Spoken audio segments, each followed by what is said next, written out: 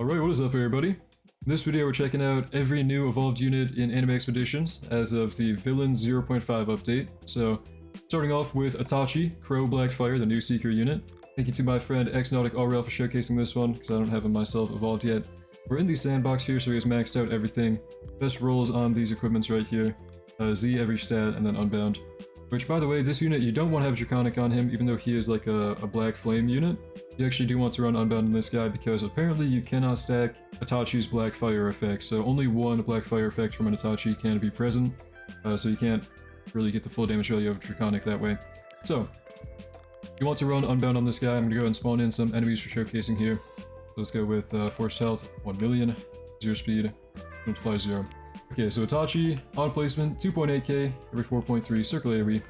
Attack animation, he does like this little fire spit thing, I don't know. Looks like it would be a cone, but it's a circle, somehow. He has the little Susanoo behind him. And passives on this guy. So the passives are pretty simple in this game in Anime Expeditions. We are kind of on the release of this game very early on. So on regular attack, he applies Illusion. Broken Mind, while an enemy is in Illusion state, he's going to store all the damage that this unit does. And then when Illusion blows up, expires, it does 50% of his damage in a small AoE. So pretty much, he applies Illusion onto people. All the damage he applies during the 12 seconds of Illusion is going to be kind of re-dealt at 50% of the damage after the Illusion runs out. So he builds up damage on them, and then it blows up. Searing Flames. Black Flames are going to damage shields every tick, so really good for shield breaking. Enemies with shields within this unit's range gain a stack of Black Fire, so he also instantly puts Black Fire onto shielded stuff, so really good for shield breaking. And then Black Fire itself is, Black Fire itself is 2x damage in 12 ticks over 12 seconds. So, yeah, the passives are really simple. It's just a shield breaker. He's got like, he builds up a mark on people, which you can see is the illusion mark, and then after it expires, which should be a 12-second duration every attack, it blows up and does 50% of the damage he dealt while it was on them. You can see the damage there. The Black Flames are doing 2.3k. His attack itself is doing 5.7. Really, so far, just kind of looking okay. I don't know if the Black Flame maybe was like the Black Flame from a previous upgrade and it just took too long to go away. So yeah, we have to wait like 12 seconds to see the new Black Flame damage every time. 3.2k from that one. This attack is still Circle AoE. This guy's been Circle AoE the whole time. On max upgrade, he does finally become Cone AoE on upgrade 9 with the Wraith Slash attack.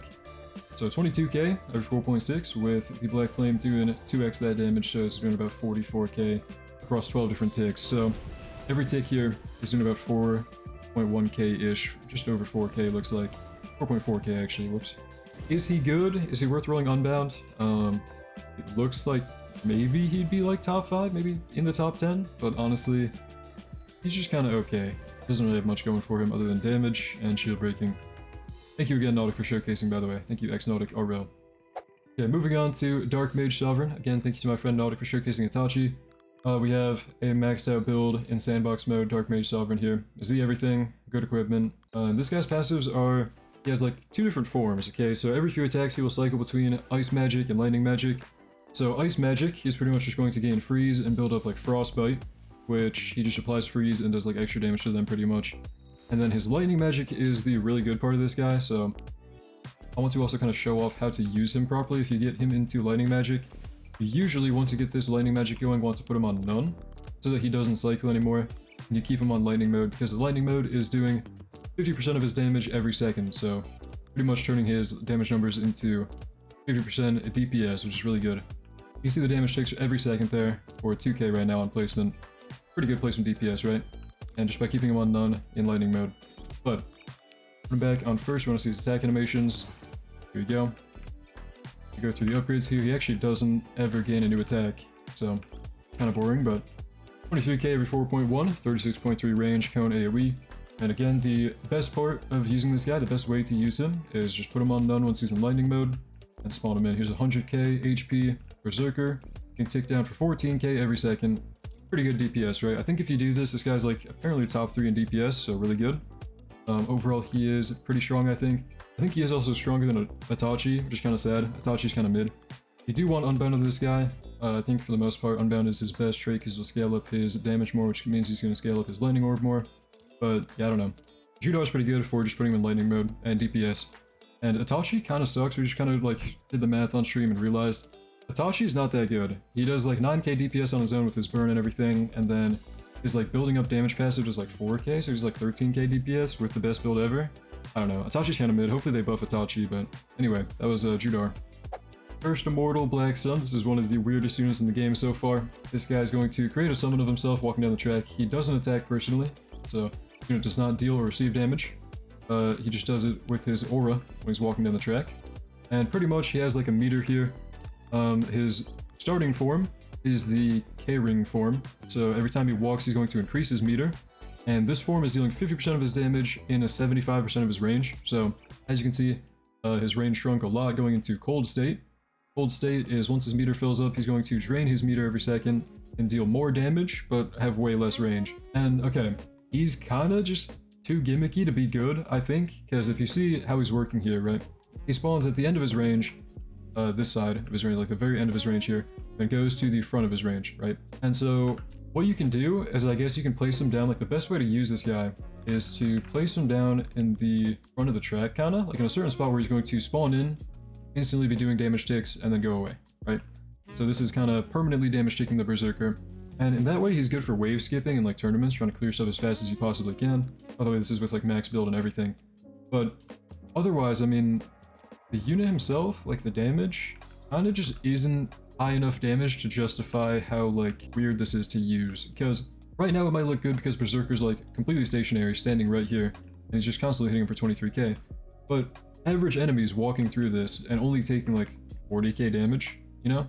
So he's good for wave skipping. You can place him down at the very front just to kind of keep insta-killing enemies as they spawn if you're in like a tournament with weak enemies, but overall, not a very good unit. I think a lot of the units of this update are kind of mid, unfortunately. Finally, we have Razorjaw Hunter. I think this guy's also kind of disappointing in my opinion. So pretty much this guy's whole thing is a crit demon. Every 10 seconds he has this little, I guess, follow-up attack type of thing.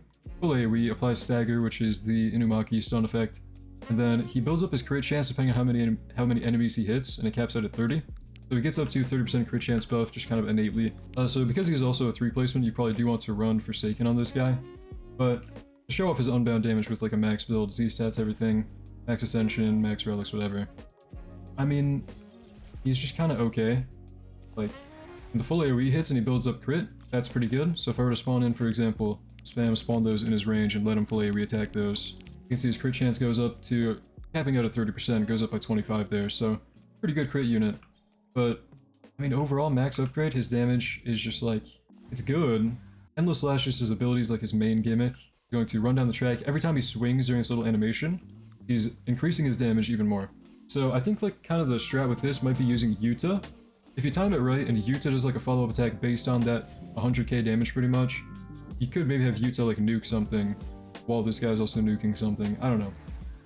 Overall though, like, he's good. I think he might make like the top 5 DPS because of crit. If you put him on Forsaken especially, like let me just go and show the difference. If you put him on a crit build, it should overall be better than Unbound, but the damage will be a lot lower. You get 3 placements with this guy with Forsaken, and Forsaken stats are as follows. So just more crit centered, less actual damage numbers, but pretty high crit chance here. Then when he goes into his follow-up attack, of course, he builds up to 30% more. So overall, I would say like every unit of this update is just kind of mid. Grimjow's okay. I think if you were to rank them best to worst, it'd probably be like Judar, Itachi, Grimjow, and then Cursed Immortal guy. So I don't know. They're all just kind of mid though. Like Judar is good. Judar is good for DPS in the lightning mode.